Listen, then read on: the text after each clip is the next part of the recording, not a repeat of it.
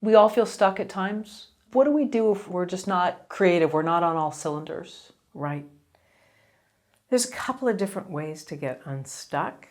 I actually teach an online course about getting unstuck, and we talk about if you're stuck because you have writer's block or procrastination, there's actual tips and tools that you can use to get past it. And one of them is to give yourself very short periods of time to work.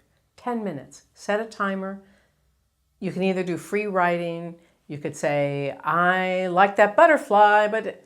And then when the timer goes off, get up and go someplace else. And then the next day, come back for 10 minutes or 30 minutes. And the other is really to be clear about what your true goals are. And then make sure everything you're choosing in your life, how you're spending your time, is moving you towards that goal. It's super important. And then it's looking at what's getting in the way of you achieving your goals and seeing what you can change, how you can adjust your life so that you're moving towards your goal more efficiently. Yeah, there's debate. Is writer's block real? Yeah, it is. It's fear. It's fear of failure. It's fear of success. It's fear of imposter syndrome. I've had too many clients that had it to say it's not real.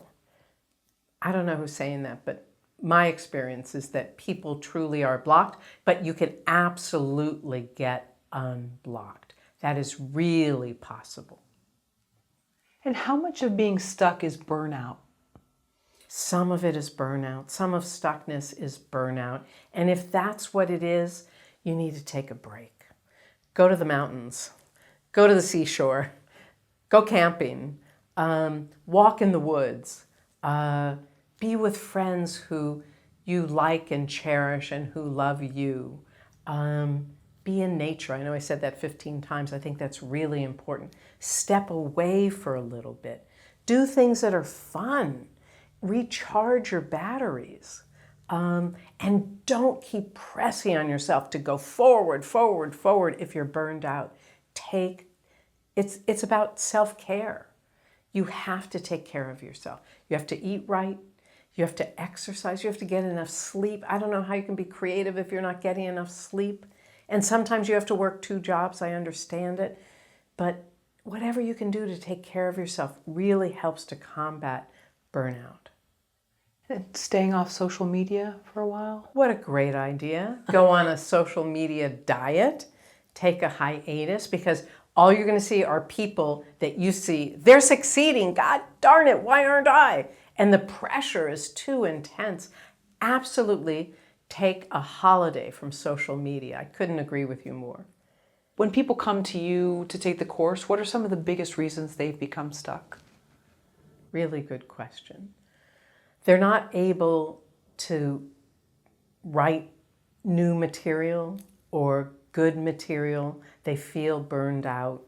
They are afraid. They're afraid they'll never write again. They're afraid they'll never get another job. They're concerned that they don't know enough people and they don't know how to meet enough people. They're stuck. They're stuck in their career. They don't know how to reach out and ask for help. They don't know what it takes to meet people. They don't know their brand. And so they keep having these opportunities and they blow their opportunities because they don't know how to talk about themselves. And is that off-putting then, if they're, because they're struggling with kind of coming up with who they are?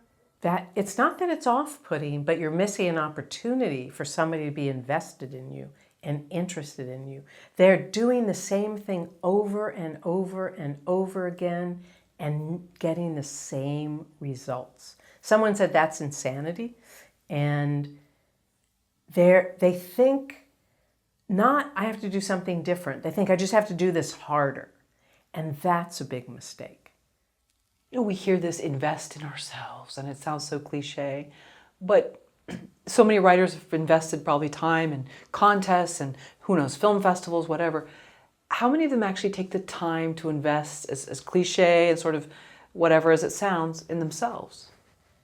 Not everybody. And the truth is that writers spend tons of money on the course that's going to teach them how to write the next best screenplay. But they don't spend the money on how they can improve their chances. Not just a script. People really feel in this business like if I write a great script, it's the golden ticket, it's the Willy Wonka golden ticket, I don't have to do anything else. There's tons of other things you have to do. And learning what those are is worth investing in. And having support for what you want to do is worth investing in. Absolutely. Because where people get stuck is with their work, with their attitude, with their community not being big enough. You have to have an ever-growing community of mutually beneficial relationships. It's learning how to talk about themselves. Where they also get stuck is they don't have someone to be accountable to. Having that accountability is huge if you want to make a change. In your course, are you offering accountability partners or mentors? Good question. In the course, we talk about finding an accountability partner. It might be somebody from your life. It might be somebody in the class. And what that person's job is for you to say to them, this is what I'm going to do, and this is when I'm going to do it. And they hold you to it. I talk about something called bookending, where if there's something difficult you have to do, you have to make a phone call, you have to write a scene that's so challenging, you have to go to an event that you don't want to go to. You call or text or email your accountability partner first. You say, I'm going to do this thing. And then as soon as you do it, you contact them again and say, I did it. It's like checking a box. It feels so good. Do you also talk about building a network? I know networking is sort of a funny word. Community. Building a community. A community of mutually beneficial relationships. This business is based on relationships. Everybody knows that. The more people you know, the more chances there are that you're going to find out about an opportunity, or an opportunity will present themselves. Now, there's a lot of people that are stuck because they don't want to go to events. They don't want to ask people for help. They're the opposite of somebody that says, hi, read my script. They're people that have met people who've said, I'd like to help you, and they never follow up. Following up is a big thing. So many of my clients say, I met all these great people and I just let it go cold. How do I get back to having a relationship with them? And I talk about that in the course.